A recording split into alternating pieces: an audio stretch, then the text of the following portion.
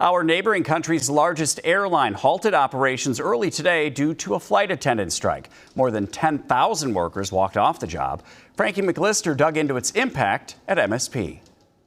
Some tense moments and some non-sleeping times because we're trying to figure out how we're going to get home. A travel headache for Mickey Smith and her husband in Nova Scotia for a wedding.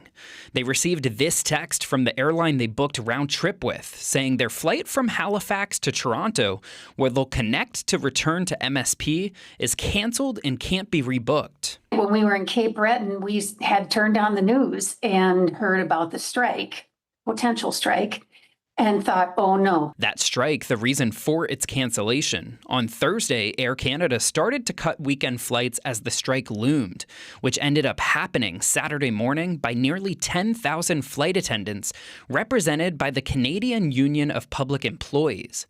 That's until the Canadian government stepped in, forcing them to go back to work. The Canada Industrial Relations Board to order the parties to resume and continue their operations and duties. Mark Fenton arrived to MSP from Toronto on Saturday.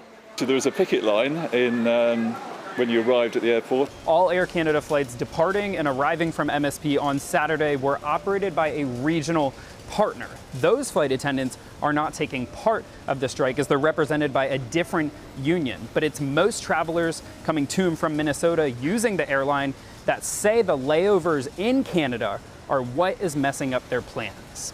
I've actually booked another flight from Minneapolis back to Heathrow with the expectation that my Toronto flight's going to be cancelled. Something that Smith did too, having to miss work early next week. We have the concern about enough medication. Both of us take medication. Frankie McLister, WCCO News.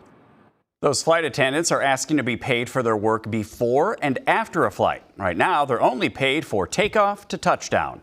We've reached out to Air Canada and the union for comment and haven't heard back yet.